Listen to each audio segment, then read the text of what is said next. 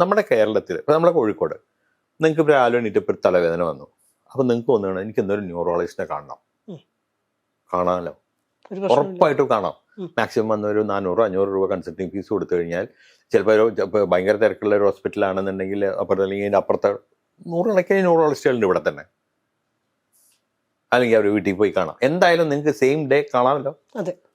അമേരിക്കയിൽ അത് നടക്കില്ല. അമേരിക്ക മാത്രമല്ല, വെസ്റ്റിൽ ഒരുമാതിരി സ്ഥലത്തൊന്നും നടക്കില്ല. എന്ന് വെച്ച് കഴിഞ്ഞാൽ ഇവരാദ്യം പിന്നെ ഇപ്പം ഇൻഷുറൻസ് ബേസ് ചെയ്ത് തലവേദനക്കാരന് ന്യൂറോളജിസ്റ്റിനെ കാണാൻ അവർ സമ്മതിക്കില്ല.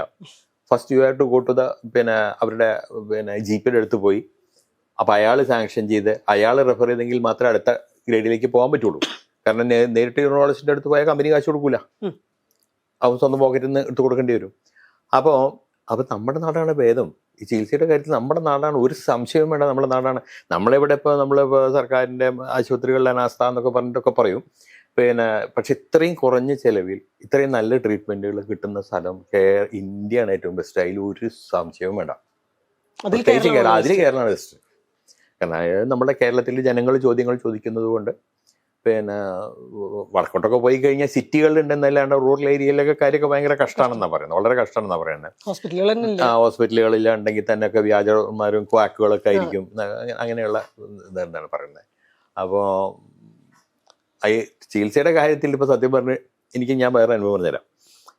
എൻ്റെ ഒരു സുഹൃത്ത് അദ്ദേഹത്തിൻ്റെ മകൾക്കൊരു സർജറി വേണം, ലാപ്രോസ്കോപ്പിക് സർജറി വേണം. അപ്പോൾ ആ കുട്ടി അവിടെ വർക്ക് ചെയ്തിരുന്ന ആളാണ്. ഈ വർക്ക് ചെയ്യുന്ന സമയത്ത് ഹെൽത്ത് ഇൻഷുറൻസ് കമ്പനിയാണ് കൊടുക്കുക, ഈ എംപ്ലോയറാണ് കൊടുക്കുക. അയാൾ ഇപ്പോൾ ഒരു ജോലിയിൽ നിന്ന് വിട്ടിട്ട് അടുത്തൊരു ജോലിയിൽ കയറാൻ അടുത്ത വർഷം ഇനി കയറുള്ളൂ. അപ്പോൾ ഇപ്പം തൽക്കാലം അയാൾക്ക് ഇൻഷുറൻസ് കവറില്ല. ഒരു പെൺകുട്ടിയാണ്, ചെറുപ്പക്കാരി. ഇയാൾക്ക് ഒരു ലാപ്രോസ്കോപ്പിക് സർജറിയുടെ ആവശ്യം വന്നു. അവിടെ അവർ അപ്പം എന്നാൽ പേ ചെയ്ത് ആക്കാൻ നോക്കുമ്പോൾ $1,00,000 വരും എക്സ്പെൻസ്. $1,00,000, $100,000. എന്ന് വെച്ച് കഴിഞ്ഞാൽ ഇപ്പോഴത്തെ 88 ലക്ഷം രൂപ. അയാൾ ഇവിടെ നാട്ടിൽ വന്ന് ചെയ്തു, നമ്മുടെ ആശുപത്രിയിൽ വന്ന് ചെയ്തിട്ട് 70,000 രൂപ.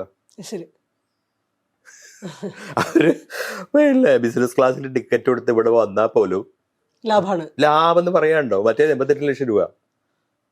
ഇവിടെ വന്നു കഴിഞ്ഞാൽ എത്ര രൂപ? 5 ലക്ഷം രൂപ ചിലവായിട്ടുണ്ടാവും വന്ന് ടിക്കറ്റ് കൊടുത്ത് ഇവിടെ വന്ന് ചെയ്തിട്ട്. ഇതാണ് അവസ്ഥ.